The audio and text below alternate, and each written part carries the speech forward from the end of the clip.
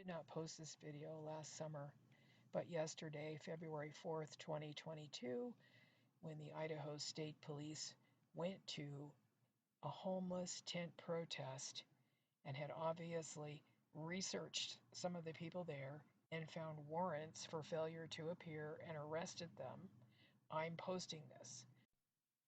This conversation is about a man who committed several crimes against me. He only got charged with one because they were forced to. And then he failed to appear. There was a warrant issued, and the Boise Police Department refused to serve him with that warrant and acted like they didn't even know who he was. The lack of affordable housing and the organized stalking and harassment, which appears to be coming from the radical right wing, which would be Oath Keepers, 3%ers, Proud Boys, and then all these other organizations that are associated with Ammon Bundy, etc.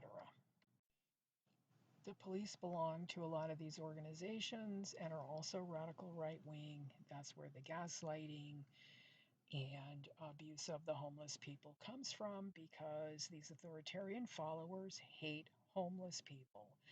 They are embedded in everything here: city government, every department, courthouse, businesses, and they sabotage everything I do. If I order something, it arrives damaged, stolen, or some kind of problem happens. Just to give you an idea, the current mayor is on the Development Corporation Board, the former mayor is on the Development Corporation Board, and the current mayor is on the Public Policy Board at BSU. Any corporations, businesses, or departments at City Hall that I tried to file a complaint with do not call me back, sabotage what I'm doing, or offer BS about it. And that includes police oversight. There is a new office for police oversight called Police Accountability. It's already, a cluster. I've already had a really bad experience with them, and there is no hope in this city. There's going to have to be lawsuits to change things. In the summer of 2021, last summer, I was terrorized by an emergency room nurse that works for St. Luke's Hospital System in Meridian. He would come by and kick my car several times, and then he was confronted one time, and I've posted several videos of him being illogical, and apparently he was drunk at the time. And the police would gaslight me when I would call, and then finally on one occasion, because there was a witness, he was charged with a crime. This was not a one-time occurrence. This happened several times over a period of time, and one of the incidents was even when I was parked next to a police substation. I was also gaslighted by the police, who told me that he couldn't put in the police report that he kicked my car because I couldn't see his foot through the wall of my car. So this cop came and parked by me. I'm parked behind him, up a ways, and told him that the guy that had a warrant for failure to appear, who had kicked my car several times, had just ridden by on his bicycle, and then later on disclosed that apartment in the corner of this picture is where the guy lives. And this is the conversation.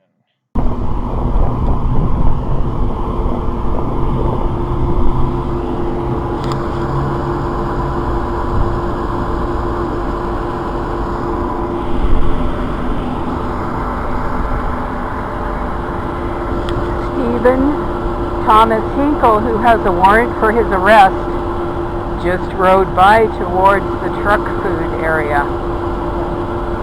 Yes, I'm able to find him all the time, but you guys can't apparently. Why is that? You're not looking for him? Can you look to see if you guys even have a warrant listed for him?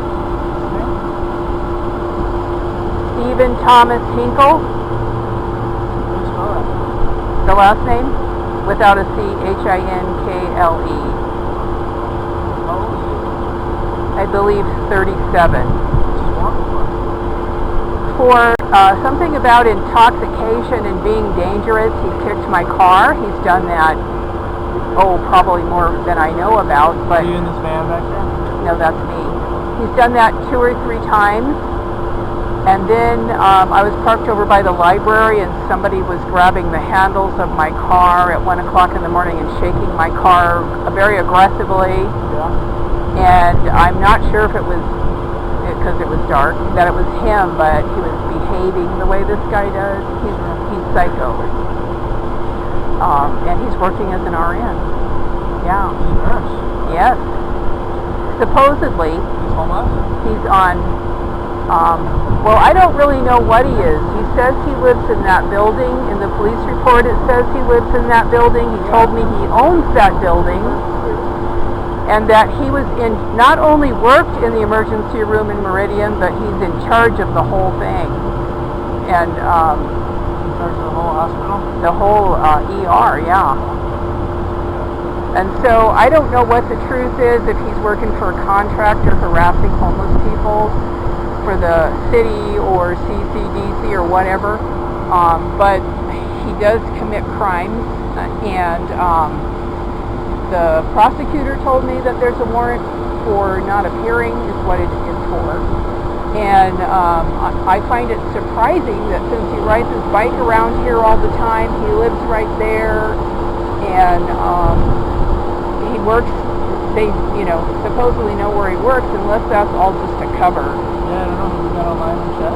Yeah, he's on Nurses. The name is on Nurses, and and the other indication is that St. Luke's, when I asked questions about him and talked to somebody that was either a PR person or a lawyer or both, they never acknowledged anything, and they never called me back, which would be an indication that he does work for them, because otherwise they would say, we don't have anybody, that works here by that name, or the videos that you posted, that's not him, So he probably does work for them, and I've been to their emergency room. I'm a retired nurse, by the way, and I've been to their emergency room, and they treated me like crap and committed malpractice against me, intentionally. Sounds about right. Yeah, that's how they treat people. And so it could be the clinic has hired him to harass me because I park here a lot.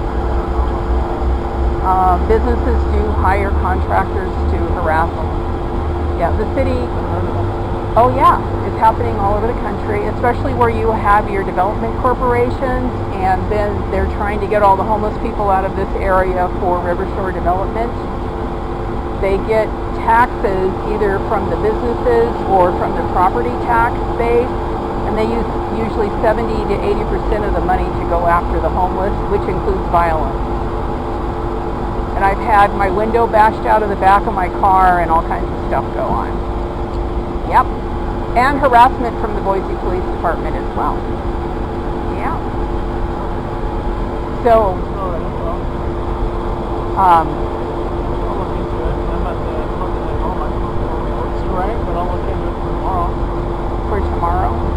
Yeah, he's gonna. Yeah, he usually rides around and around my car and gets closer and closer, and then he kicks it. It actually happened over at the gay bar cop shop. I called him and I said, he's here, he's going around my car. I was parked next door, or right next to him. Yeah, they gaslighted me, and then he came and kicked my car, and I was holding up my cell phone as he went by, so he appears in the window, then boom, then the car shakes, then I swear. And they said that because I couldn't see through the car and see his foot make contact with it, they couldn't put it in the police report. So somebody's protecting this guy. Yeah. Celia Harrison, a.k.a. Nurse Bitch Woman.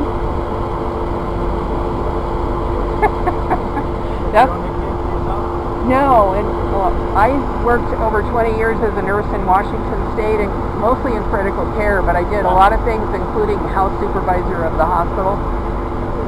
If you were calling... How did you find yourself in those circumstances? In what? How did you find yourself in circumstances that wouldn't go down? Well, all those nurses that are quitting, Right now, yeah, there's nurses all over the country quitting, and here's what they're saying. I value my mental health, because nurses are heavily workplace bullied to begin with, and then after what has just gone on and how they were treated and the fact that they can't get pay raises and stuff, they're resigning.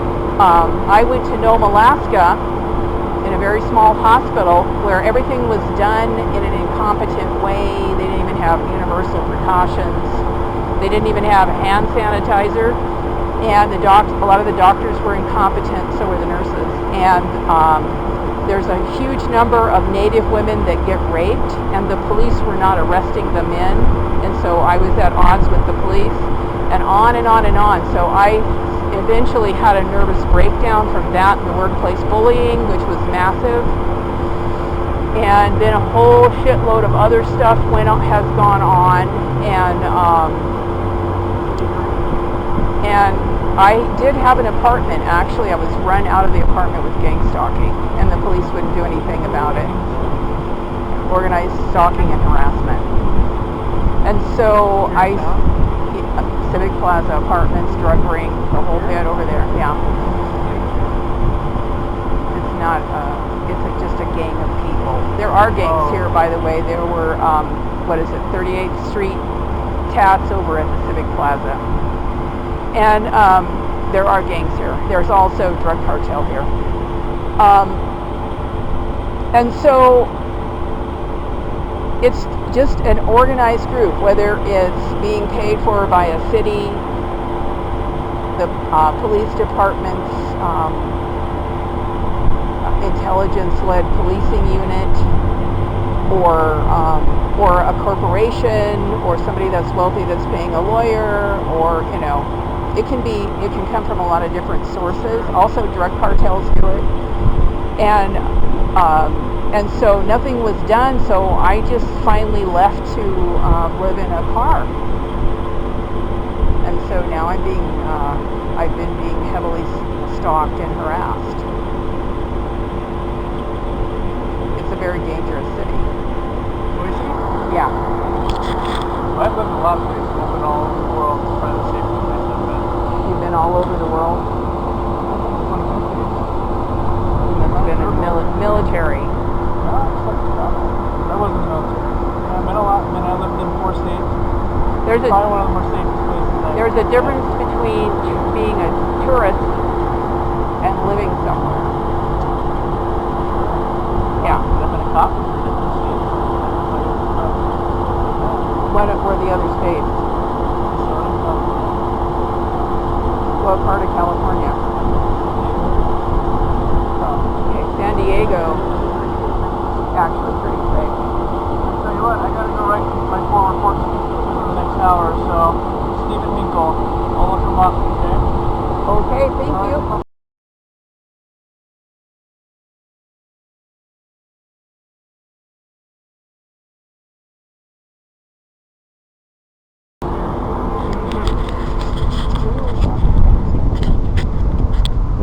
This is the reaction from the Boise fucking police department about everything.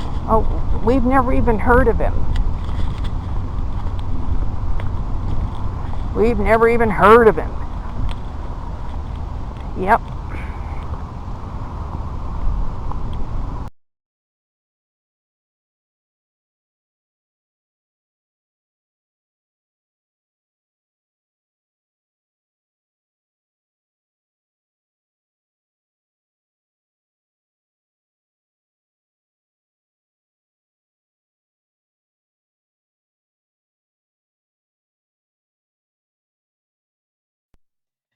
So I don't know what the deal with that cop was, if he got a message to stand down about that, or if they just don't give a shit, and it's certainly if you're a homeless person, they allow crimes committed against you. They themselves will commit crimes against you.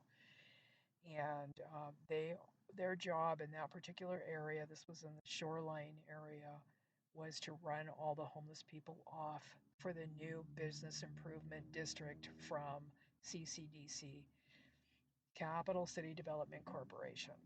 There were contractors that were hired, there were construction contractors that were participating in it, businesses were participating in it, And one of the things that they do is give homeless people lots of parking tickets. I've received 2 parking tickets that were completely false. You have to actually go through this big process with the court system and everything, and they always deny everything, and they accidentally on purpose lose your evidence at the courthouse and all kinds of stuff to block you from being able to get the truth told.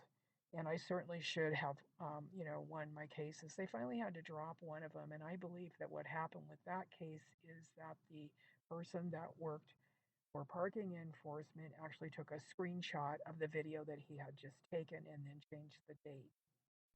Then the other thing they do is they have these orange stickers that they put on vehicles, which are supposed to be about you being in violation, abandoning your car, and blah, blah, blah. I had one put on my car when I was in the car, and it was abandoned. This is the kind of crazy, ridiculous stuff that they do. And the sticker will say that you're illegally parked, but they don't check off any illegal thing on the thing because there isn't anything. And not only that, they know I'm in my vehicle. Slept in my car every night since the 1st of October 2018, and note they did not check off any violation on this orange sticker. I've posted a video about the city attorney's office telling me that the unit that put the orange sticker on my car was the Boise Police Department's unit that is civil employees, and then going to the police department and being told that the city attorney's office was lying about it. Well, I think that it's a partnership between code enforcement and the police department. Now, I've had police tell me that they just call this unit that puts these orange stickers on cars and asks them to just come and put one on every car in a particular area, which is does seem to be exactly what they're doing. And I don't have a problem with them doing that with cars that have been parked past the 3-day limit or, actually appear to have been abandoned. But they're using those orange stickers to terrorize and harass people whose only home is their vehicle. And once you get so many fines, they will tow your car and put it in their little compound. The other thing that's happening is that they are decreasing the places where homeless people can park for 3 days by changing them to 2-hour parking during the day, et cetera, or, no parking zone, loading and unloading, that kind of thing. So all of these tickets and fines and things are used against people who have very little resources. They can't pay the fines and they end up having their vehicles towed. And then there's court cases. They don't show up for the court cases for various reasons. One of them is that it's really hard to function sometimes when you're a homeless person. And then they issue a warrant for their arrest. And then, it goes on and on and on. And it's just a part of a system of torturing the homeless.